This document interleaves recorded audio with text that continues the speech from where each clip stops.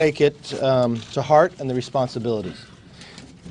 We have a special guest with us today, someone who has been here many times before in the service. I want to congratulate the Trump-Pence team. They had the wisdom to listen, and now they have the courage to lead America. When you watch on the floor today, we're going to start with that courage. We've watched what has happened to the jobs across this country. The regulation that has been impounded for the last 8 years. You'll see this week that we will bring up the REINS Act. Many of you know about that legislation. It simply says give the people a voice when it comes to regulation in America. The REINS Act only deals with those bills of regulation that get imposed upon that cost more than $100 million on business. You'd think there would have been a few of those, but if you look in just the last 6 years, there was 82 of those presented and put in place every single year of this administration.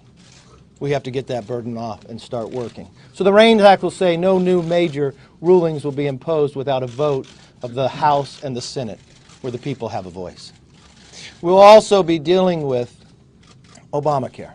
So many of you know of what these failed policies have done to Americans. If you look at those families that have employer-based insurance, their premiums have increased by more than $4,300. Of the 23 co-ops that were created in Obamacare, 18 of them have already failed. But what's most concerning to so many, more than 1,022 counties across America, that's more than 1/3, have only one choice inside the exchanges. Everything President Obama promised about health care has failed. We are so thankful that we have a new administration coming that had the wisdom to listen and the courage to lead. Morning, everybody. It was an exciting day yesterday to see all the new members get sworn in, to see this new majority excited about getting to work for the American people. There's a lot that we want to do. There's a lot we're going to do, working in tandem with our new president and our new vice president. It's great to welcome our friend and former colleague Mike Pence back, not as a member of Congress, but as the soon-to-be Vice President of the United States, as a great partner in working to get our country back on track. And there's a lot that we need to do. There's a lot we're going to do. But you also know that there's somebody else that's going to be here at the Capitol today, and that's Barack Obama. And I think when the president comes back here today, maybe for the last time as president, it's important to remember the first time that Barack Obama came here as president. Barack Obama came here and made very specific promises to the American people about Obamacare. He came here and said, if you like what you have, you can keep it. How did that work out? Today, millions of Americans lost the good health care plans that they liked and expected to keep and are not able to today because of the broken promises of his law. Barack Obama came here to this Capitol and said that if his bill passes, health insurance costs will drop dramatically for families. And instead, what have we seen? The reverse, dramatic increases in health care costs. In my state of Louisiana, over 25% increases that families are paying in higher costs for health care because of those broken promises of his law. I hope he comes here to apologize for those broken promises, but I don't think that's what's going to be the case. I think he's going to be here more concerned about preserving his legacy than about fulfilling those promises. The good news is we are here to fulfill those promises to the American people. We told the American people that if you give us this great opportunity, that we're going to work hard every day, not just to repeal Obamacare, but to replace it with reforms that actually put patients back in charge of their health care decisions, that actually focus on lowering costs and increasing access to health care, and to bringing doctors back in the practice of medicine who are getting out of the practice because they don't want unelected bureaucrats in Washington telling them how to deliver the health care that they were trained to provide. So it's an exciting time for the country. We're really excited about getting to work to restoring those promises that were made to the American people and to get our economy back on track and to make America great again. Well, Happy New Year, everyone. I'm very excited, energized by the new year, the new opportunities that it brings. This really is a moment that we've been given by the people. It's a moment to think big. It's a moment to reimagine the federal government and to put people back at the center of it. You know, just down the road is the Washington Monument. And right now it's closed to visitors. You think about families, individuals that travel from all around the country. From Eastern Washington, it's a long trip, maybe a once-in-a-lifetime opportunity to visit the Washington Monument. And yet they'll be met with a closed sign because the federal government is going to take more than 2 years to fix an elevator. Now, this is just one example, but people are dealing with these kind of roadblocks every day at the VA, at the doctor's office, when they're just trying to do the right things, provide for their families, get a job. This is how the government has come to operate. One person, one agency at the top deciding for everyone. That's why it's our responsibility as the people's voice and the people's representatives in their government to protect the Constitution and the balance of power. Representative government, the rule of law, equal opportunity for all is protected here in the House by the people and for the people. I want to thank Vice President-elect Mike Pence for joining us today. It is so exciting for us as we start this unified Republican government, 2017, and all that it has in store for the people of this country, creating opportunities for everyone. Happy New Year, everybody. Throughout this transition, we have been working hand in hand with the Vice President-elect with one goal in mind, and that is to make sure that President-elect Trump can hit the ground running when he takes office on the 20th. So we're getting right down to business. We are starting today on our work to deliver relief to Americans struggling under Obamacare. We must remember this. This law has failed. Americans are struggling. The law is failing while we speak. We need to reverse the damage that has been done. Then once we repeal this law, we need to make sure that there is a stable transition to a truly patient-centered system. We want every American to have access to quality, affordable health coverage. All of the things that Obamacare has kept from the American people, more choices, more control, more freedom, we want to put them back in their hands. We know that things are only getting worse under Obamacare. This is about people paying higher premiums every year and feeling powerless to stop it. It's about families paying deductibles that are so high, it doesn't even feel like you have health insurance in the first place. And in so many parts of the country, as you've also always heard, even if you want to look for better coverage, you're stuck with one option. One choice is not a choice, it is a monopoly.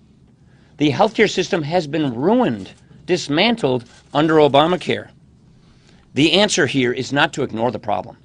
The answer here is not to ignore the problem to keep some failed legacy. The answer here is bold action. Solve problems. Bring relief to Americans. We will help Americans crying out for relief from Obamacare, and we will keep our promise to the people. As you can see, we'll be working with the new administration on every step of this law, every step of the way, even before day one. With that, I want to hand it over to somebody that we all know very well because he served here with us. We're so proud of him, and we're so pleased about this new working relationship with our new Vice President-elect Mike Pence. I always said, Thanks, buddy. Yeah, you said it. That's all. I was there until the end. Nice notes. Yeah, I did. Thank you, Mr. Speaker. Thank you to the Speaker and to the leadership for the warm welcome today at the House Republican Conference. I'll be meeting later today with members of the Senate at their weekly luncheon. And this is a day that our message is very simple. On behalf of the President-elect and on behalf of all the leadership, that we are 16 days away from the end of business as usual in Washington, D.C. Today our message is very simple. Working with the leadership here in the House and in the Senate, we're going to be in the promise-keeping business. The President-elect campaigned all across this country. He gave voice to the frustrations and the aspirations of the American people. He laid out an agenda to make America great again. And my message on his behalf today before this conference and before members of the Senate is that we intend to keep those promises. That begins with assembling a government and the energetic effort through the course of this transition to build a cabinet that will be able to implement that agenda. Speaks for itself. It'll literally begin on day one. Before Before the end of the day, we do anticipate that the President-elect will be in the Oval Office taking action to both repeal executive orders and also set into motion through executive action policies to implement promises that were made on the campaign trail. Working with the Congress, we're going to have that classic three-part agenda that the President-elect talked about so often on the campaign trail. Jobs, jobs, jobs. The focus is going to be from day one to work with the Congress, and you heard about the efforts this week to begin to roll back the onerous regulations that have been stifling growth in the American economy and stifling jobs and opportunities. We're going to be working with the Congress over the course of the first several months to construct the kind of tax reform for businesses and individuals that will unleash the bound-up energy in the American economy. We're going to keep our promises to end illegal immigration, to build a wall. We'll have an infrastructure bill. We'll invest in rebuilding our military as our Commander-in-Chief marshals strategies with our military commanders to hunt down and destroy ISIS. But the first order of business is to repeal and replace Obamacare. And that was our message today, and it'll be our message on Capitol Hill. And it needs to be done, not just as a promise kept, but because in the course of this election, the American people had a choice. And what appeared to many as against all odds, oftentimes with overwhelming opposition, our President-elect took his case to the American people to repeal and replace Obamacare, and the American people voted decisively for a better future for health care in this country. And we are determined to give them that. The reality is that I was here in March of 2010 in another capacity when Obamacare was signed into law. I remember all those promises. We were told that if you like your doctor, you can keep it. Not true. We were told if you liked your health insurance, you can keep it. Not true. We were told that the cost of health insurance was going to go down. Not true. The reality is today, premiums this year are increasing by an average of 25% in some states. In Arizona, premiums went up this year 116%, 63% in Tennessee, 53% in Pennsylvania, 40% in North Carolina. Obamacare has worked a hardship on American families, on American businesses, and in a very simple conclusion, the American people have sent new leadership here because Obamacare has failed, and it has been rejected by the American people. But now it's the time for us to keep our promises. Step one will be to repeal Obamacare. But as the President-elect said today, and I admonished members of the House Republican Conference today, it's important that they remind the American people of what they already know about Obamacare, that the promises that were made were all broken.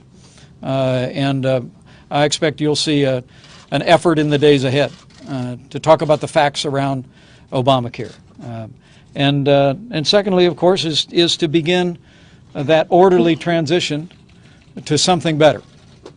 The truth is that the commitment that the President-elect made was to repeal and replace Obamacare. And as he said this morning in a tweet, it will be important that we be careful as we do that we do that in a way that doesn't work a hardship on American families who've gained insurance through this program. It doesn't work a hardship on our economy.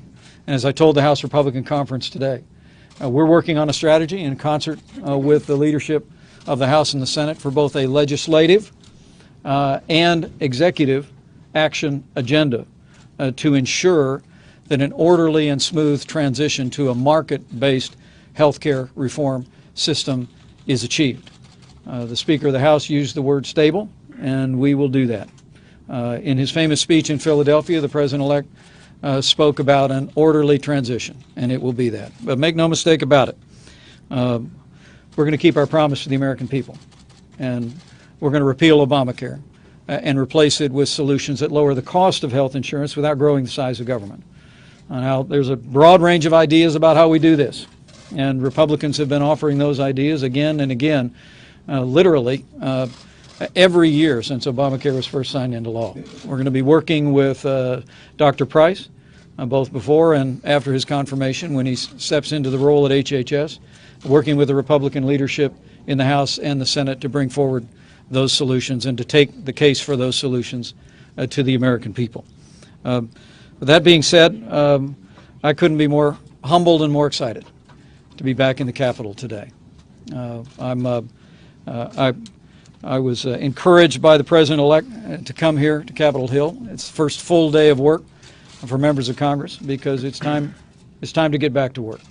And while others are visiting the Capitol today talking about defending the failed policies of the past, we are here today speaking to Republican majorities in the House and Senate to advance policies that will make America great again and have a more prosperous future for all the people of this nation. Questions? Mr. Vice President. Yep. Deidre.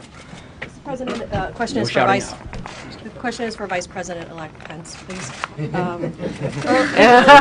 No shouting. Earlier today, the Speaker called Julian Assange a sycophant for Russia, steals data, and compromises national security. Yet President-elect Trump is citing Julian Assange as a source of intelligence. Where do you come down? With the Speaker or with President-elect Trump? The President-elect and I will receive a briefing from the leadership of our intelligence agencies this coming Friday, and we'll be listening in. But look, I think that the President-elect has expressed his very sincere and healthy American skepticism about intelligence conclusions. But we're going to sit down later this week. The President and I have been receiving, since the election, regular intelligence briefings. Received a presidential daily brief with the President yesterday, and we'll be looking at the facts and the information. But I think, given some of the intelligence failures of recent years, the President-elect's made it clear to the American people that he's skeptical about conclusions from the bureaucracy, and I think the American people hear him loud and clear. Is Assange a credible source? Mr. Speaker, as mentioned, the President-elect is warning you to be careful here. Is there a danger here? Why move forward with a repeal of Obamacare when you still don't have a clear plan to replace it? The President-elect is making an important point that we're trying to emphasize right here today, and that is so much damage has already been done to the country. Obamacare is a story of broken promise after broken promise after broken promise, followed by failing program, higher premiums, higher deductibles. So we want to make sure that as we give relief to people through Obamacare, we do it in a transition that doesn't pull the rug out from anybody during that transition period. That's the point that we're all trying to make. This law has failed. It's getting worse. Families are hurting. No one has choices. We've got to fix this by replacing it with something better. And in that transition, we want to make sure we don't pull the rug out from anybody during that transition. That's the point we're all trying to make. Why still no plan to replace it? We have a plan to replace it. We have plenty of ideas to replace it, and you'll see as the weeks and months unfold what we're talking about replacing it. How we can get better choices with lower prices by not having a costly government takeover of health care, which is causing all this problem in the first place. Sherman. For the Vice President-elect, or both of you guys, I guess, we're talking about a transition that's going to happen relatively quickly if he's going to take action in the first day. Is it possible you extend some of these provisions, which the President-elect and you all have said are popular, for a temporary period of time? I mean, I think people want to know what this is going to look like, and not only us in the room, but I think people across the country want to know. Well, Jake, I think I want to be very clear, and I would commend you and anyone looking on to look into. No, I was commending you to do something, not commending you. Not yet. That's right. That's nice. It's good to be back. It really is.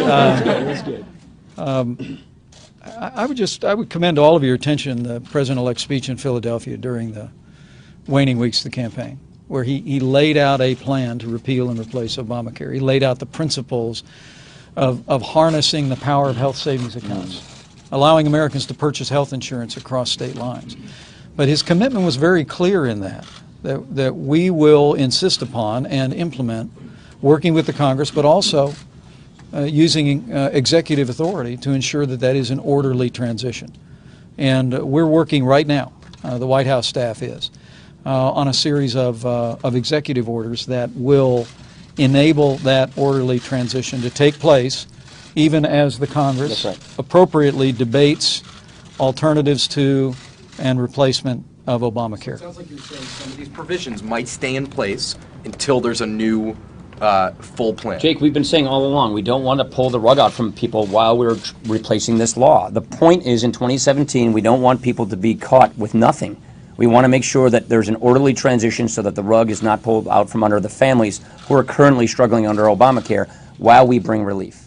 Yeah. Mr. Speaker and President-elect Pence, on the ACA repeal and replace, can you give detail on the executive actions that are planned, and how does that square with the complex budgetary process that's also involved?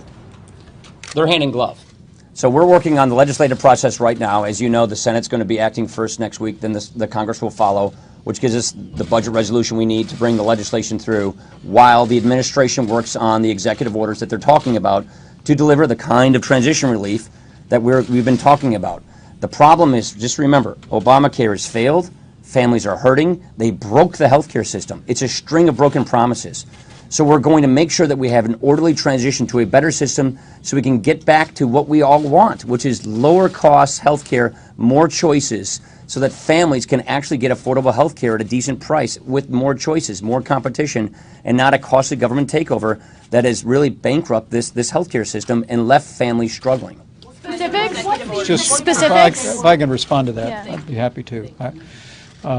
We're working out right now with the White House staff and in concert with legislative leadership a two-track approach to ensuring that it is an orderly transition as the President-elect has directed. You read his tweet this morning that he has admonished the Congress to be careful, and I reiterated that before the Republican conference today.